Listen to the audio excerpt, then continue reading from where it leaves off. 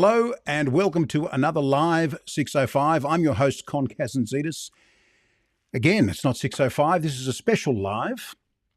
And if you're new here, let us know. Put a comment down below. If you can hear me, let us know. We've had some technical difficulties. I don't know what's going on. I think it's the internet. It's been playing up all along the eastern seaboard, apparently, because of this inclement weather. And this is why I am in Studio B.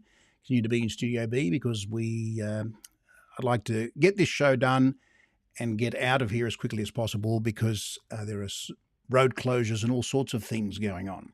So if you can hear me, just a quick hello or a comment down below would be great. That way I know that that everything is okay. So I'll just wait.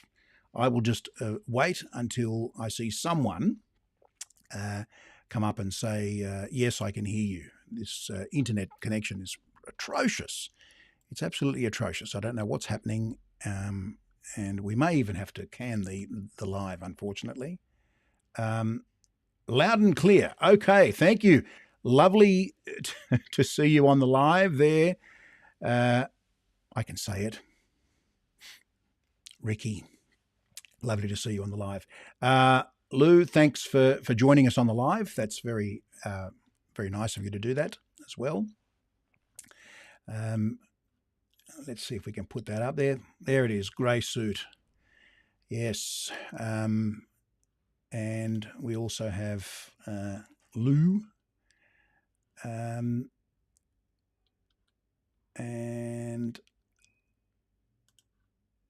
dulcet tones. I don't know about dulcet tones. My tone has been messed around with of late because of all the horrific floods that we're having here on the eastern seaboard of Australia. This weather is wild, wet, and it's brought a lot of heartache and misery to some folks, and our thoughts are with them this afternoon. Well, I'm really pleased that you can hear me loud and clear. Howdy, yes, howdy, my good friend from, I hope, sunny and safe Oklahoma.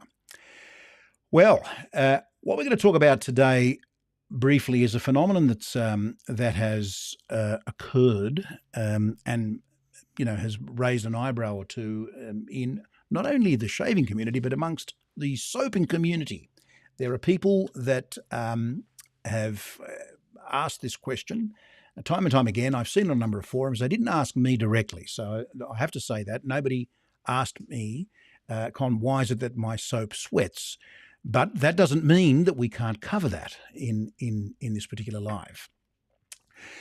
Yes, let me tell you that soaps do sweat. And I've had a number of soaps, my own soaps, that sweat or produce what's called a dew on them. And this can be fairly easily explained, but it's quite mysterious when you see it for the very first time or when you experience it for the first time. Now, this does not relate only to shaving soaps. It relates to hand and body bars and any soap that has a high one of its constituents is very high in glycerin. This happens a lot to glycerin-based soaps. And it is a characteristic of glycerin-based soaps because glycerin, as we know, is a humectant and it attracts moisture. Now, I'm going to show you some pictures. Firstly, I want to show you, I had prepared a picture here of something that's not quite a soap, but I know that there's a lot of glycerin in it. Now, if you can see that, if you can see it clearly or not, but it is a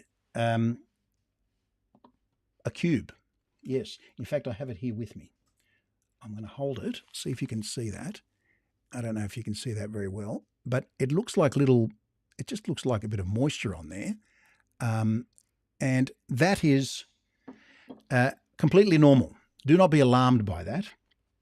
There's nothing wrong with the cube. It works very well. It doesn't affect the performance in any way, but it does kind of look a little bit unsightly. And when you pick something up and it's already wet when it shouldn't really be, then that causes a bit of concern. But let me tell you that it is a function of the principal humectant ingredient, usually in glycerin-based soaps. I have another picture to show you. This, believe it or not, has not been wet. It hasn't been sprayed with a spray bottle or anything to give it that wet look. This is exactly what a soap that has been. This one was actually sitting in a box. It was sitting in its own box. It never even been used. This soap has not been used before. And when I took it out of the box, voila, we saw all these little water droplets on it. And as I said, the reason for that is that it picks up all the moisture from the atmosphere. And we've had a lot of water lately, so one would expect that any glycerin-based soap that is in the bathroom would develop, possibly, this sort of wet look, which is kind of intriguing. It is not coming from within the soap, okay? It is actually attracting moisture in the air from the surroundings, okay? So this is not something that happens, that there's something about the soap. Remember, it's only the glycerin. But there is something else that's quite interesting, and that is that if your soap is a scented soap, and let's face it, most of them are, and it is a glycerin-based scented soap, and it exhibits those little water droplets on it, and you rub them off with your finger, you may notice that they don't quite smell like the soap was supposed to smell. This is because the water has now started to draw out the salts from the soap, and it has kind of it's a bit of an off. It's sort of like a putridy, metallic-y sort of scent. Don't worry, just run it under a tap, remove all that water, and it will go. It's one of those things. A cheerio to Paul. Hello, Paul. Thanks for joining us on the live. That's very nice of you to do that, sir. It's 3 o'clock in the afternoon here on the eastern seaboard of Australia, and so I figured that may as well get in there early, as I said, because roads have been quite perilous around here of late. Pegleg, yes, you scared me when you said that you had a picture to show us. Well, yeah. Do not be alarmed. So, and please do not be alarmed if you have, as I said, if you have soaps that look like this and have not been used. This is completely normal for glycerin-based soaps in humid environments. Okay. Again, trust me, I have not, I did not, alter this photograph in any. In fact, I have the soap here. Let me show you.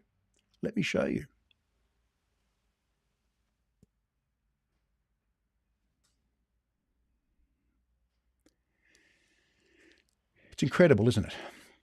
So, how do we avoid this? Firstly, it doesn't affect the soap, okay?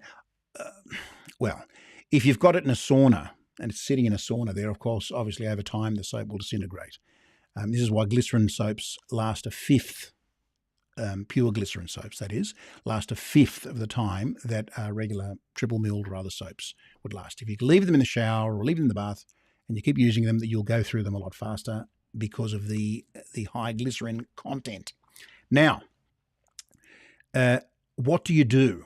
Well, firstly, I would recommend a soap dish. So keep the soap high, put it on top of a soap dish to try and get as much circulation going through, allowing the soap itself to drip dry. It's not very practical to have you remove the soap every time you want to use it, take it out of the bathroom. But that would be one way of doing it, because obviously bathrooms are human environments. But storing soaps, and that white one that I showed you before was stored. I mean, this wasn't a soap that was taken out of its box. It was still in its box, and it had that hydration all through it.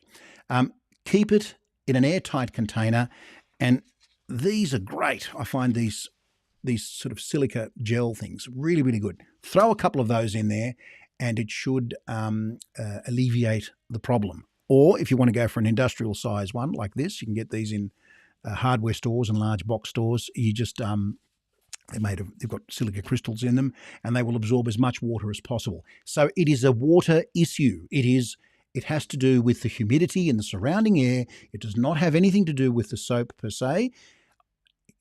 Well, it has to do with its formulation. Okay, so a high glycerin soap is likely to sweat more on hot, humid, in sort of hot, humid conditions, and less likely to in dry conditions, which goes to the question here, is it a location or a geographical thing?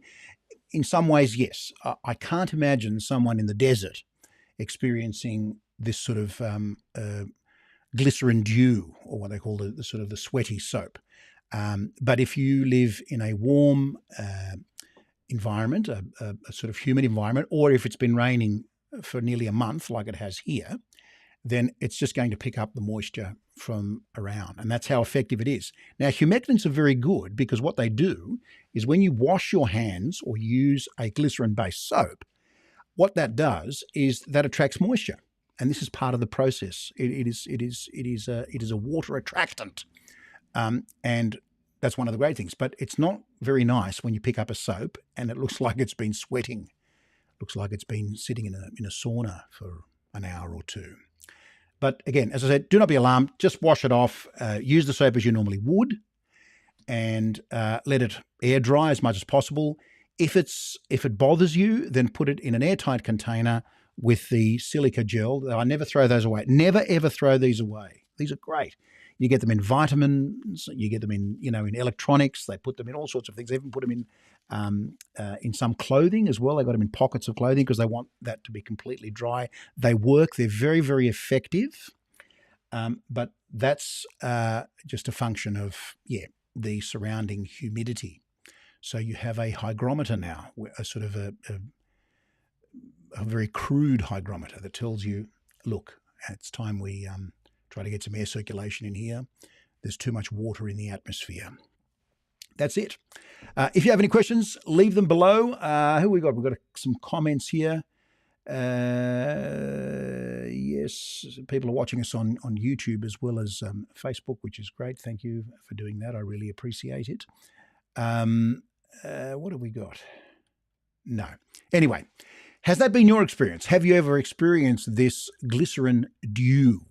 Has it been something that that you've seen of late? Has it been something that that has troubled you? You're wondering what's going on with my soap, and not only soap, as I said, it happens to Phoenix Shavings Cube, right? That kind of tells you that there's a high glycerin content in it, and it is a nod to that. Now, if glycerin is fairly low in the ingredients list, and this is another question, does that mean that all glycerin soap? No. If it's fairly low in the ingredients list, then I don't think you're going to get that severe sweating, the profuse sweating. You might get a sort of a greasy feel, or something that just feels, hang on, I haven't used this soap. Why does it feel like that? I know fine soaps, for example, the ones that, where you get those pucks, that sometimes, depending on the humidity, the surrounding humidity, will create that issue. But because glycerin isn't very, very, very high up in the list, it won't be as pronounced as it is in that sea salt soap that I just showed you, and in the cube. Yes, glycerin is good. It absolutely is. It's great. I love glycerin. I also love coffee. That's why I figured I should continue with my espresso. Speak amongst yourselves while I do this. Thank you, folks. So please do not be alarmed. It's nothing. It's nothing to sort of to frighten. It's just one of those things. Do not be alarmed by it. It is a natural. It's an indicator. Use it as an indicator that you've got way too much humidity in the air. In fact, this particular one, this cube, I have tested, and it works. It works very well as a crude hygrometer. Bam! I suspect you're saying that because of the coffee. Yes, I still love my coffee. I love it so much. In fact, I love it a little too much. I should cut down on it. And perhaps get more than an hour's sleep every night. No, I don't. That's not true. That's not true. I do get a lot of sleep, but I probably should get more and cut down my coffee consumption. Well, Folks, that's it. I really thank you for joining us. This was just a very, very quick live to explain, you know, what's going on with this glycerin dew or the sweaty soap. It is a function of glycerin. Right? Do not be alarmed. Let me show you again. Let me show you a picture. This is the real deal. This is exactly what that soap looked like. So yeah, it's a thing. It's a thing. Anyway, it's time okay. We've got a question here. Triffitt Hill versus Trumper. Thoughts? Thoughts. Well, I'll give you a little bit of history. Triffitt Hill and Trumper. A lot of the soaps. We won't talk about creams. We'll just talk about soaps for the timing. No, we'll talk about creams. A lot of the creams were manufactured by the same parent company, but they have since moved on and done other things. Yes, and Triffitt and Hill is manufactured by a company that manufactures other reputable creams and soaps, and this company will manufacture whatever the client wants. It's custom manufacturing. And I think Geo Trumper used to do a few of their creams, but moved on from there. Thoughts? On par, I think Geo Trumper's got some interesting sense, and it works for me. They've worked very well for me, actually. Triffitt and Hill soaps versus Trumper soaps. See, I've got a few older formulations in my shave den, and I think the older formulations just work better for me. I haven't tried Trumper of late, but all the soaps and creams that I used were very good. Now, when you're putting up one company against another, I mean, are we comparing apples with apples? Look, they both call their products shaving cream or shaving soap. And I have found that there is some variation, and I don't know whether I'm imagining this or not, but there is some variation even within scents. Last live I mentioned the problems that I was experiencing with D.R. Harris's Windsor. I mean, I just flared up. The soap just didn't work for me. It wasn't my thing. I just didn't like it. It didn't work. But the cream. The soap was fantastic. The cream was not. So I like both Triffitt and Hill and Trumper. They're now becoming quite prohibitive in terms of their pricing. I know Trumper is quite prohibitive here in Australia, at least. Bringing these products in from overseas at the moment is quite challenging because of the pricing. And I don't know, at what point a customer will say, well, look, I'm not prepared to pay X dollars for a particular soap. They're both very good, but again, it depends on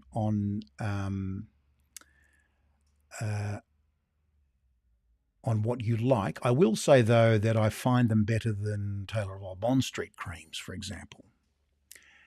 But there is one product, it's interesting, the Taylor of Old Bond Street Lavender Hard Soap. It's fantastic. If you can get your hands on that, do it. It's great. The sandalwood soap in the Taylor of Old Bond Street doesn't quite work for me, but the lavender works really, really, really, really well. It's a peculiarity even within a company. Even with stable mates, like you've got two different soaps coming from the same company and they kind of perform a little bit differently. Yes, quality control has gone down with lots of industries and across the board, sadly. Yes. And I suspect, these companies would be horrified to hear that. They try and maintain some of the, I would imagine that quality control is very, very important to them. But sadly, sometimes there are financial realities, there are commercial realities that need to be considered. And I've said this before, rather facetiously, that sometimes a bean counter makes a decision somewhere and they change the formulation. The formulation then means that the performance of the soap or the product is altered in some way.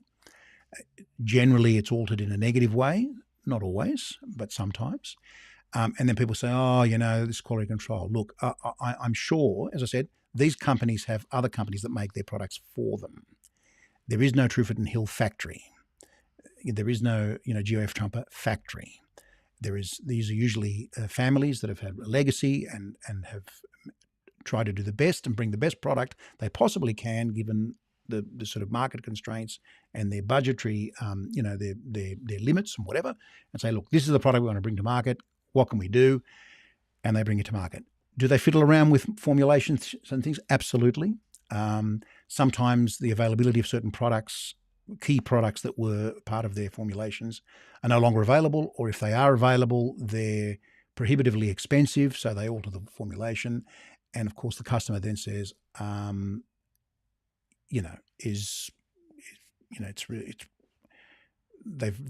they've stuffed up this soap. It's terrible. It's terrible. Yes, my absolute pleasure. I hope I answered that. I know I sort of spoke around the topic in some ways. It's very hard to put up one. So, see, as I said, I love those companies, but not all products work for me in the same way.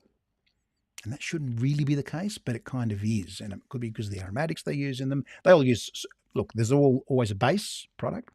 And if something, I have found that some products irritate me, but they don't irritate me in another scent from the same company, if that makes sense. So there's something there, but they're all, it requires a lot of experimentation and use. You need to really get in there and use them. The only bean counter you can trust is your local barista. Yes, I would have to agree with you. Although I do not wish to be offensive to any bean counters, any accountants or auditors that are watching. Hello, good afternoon, good evening, good morning, whatever the time is where you are in your part of the world. But these are commercial realities, and enthusiasts and hobbyists get very upset about these things because they've been used to experiencing certain things in certain ways, and when they change those things, usually there's some sort of backlash, or there's some sort of, protestation. They protest and say, look, that's, whatever. But this is true of anything in all aspects of life. Products across the board, be it food or leather goods or, clothing or shoes or whatever the case may be. If you've liked a certain brand, somewhere down the track, the company, either through an acquisition or something, is going to make some decisions, and those decisions may not be in line with what you expected of that particular company. These are just, as I said, these are just commercial realities. And dare I say it, that in the world that we're living in now, I suspect we're going to see more changes in terms of changing formulations, in terms of supply chains, supply lines, how these companies want to position themselves going forward, whether they're willing to become less or more available, whether they want to, sort of drill down into niche markets or become more generalist and, become available in larger chains or whatever, all this sort of stuff. So these are decisions that are going to have to be made purely to survive, mind you. In fact, here's an interesting story. GOF Trumper did, they had I think it was it their sandalwood? It was one of the scents. I'm not quite sure. Maybe someone can help us. They, during the Second World War, they were, I think the part of the war effort required that they needed a lot of, I think it was green paper, and that became quite scarce, and so it was allocated to the war effort. And so what happened was the GOF Trumper decided to change the colour of the packaging based on something that occurred in during World War II. That decision was made because of circumstances, and they stayed with it. And so it became a product that they decided to stay with because they went with a colour that was more available and that wasn't required during the war effort. and it's killing me. I can't quite remember what scent it was. Anyway, but I know that GOF Trumpet did it. Hi, Rob. Nice to have you on the live. Nice to see you on here.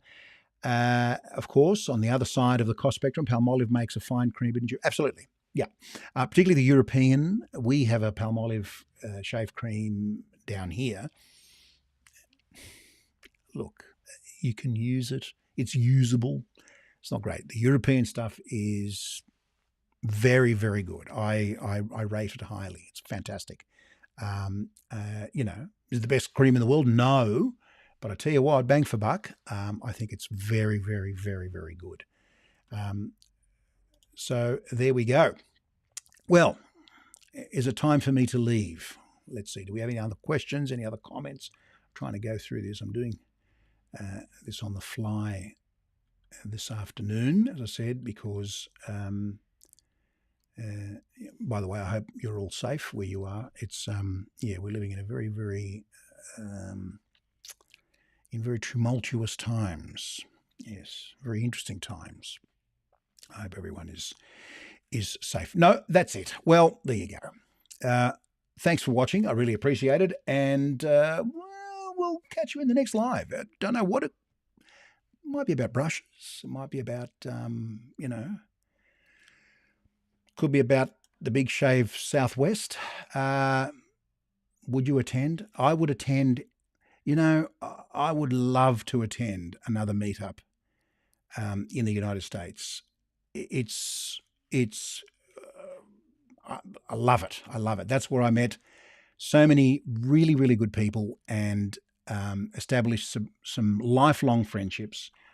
I know it sounds corny and cheesy, but I feel that a lot of these people that I met during those lives and those meetups were, you know, have become like family to me.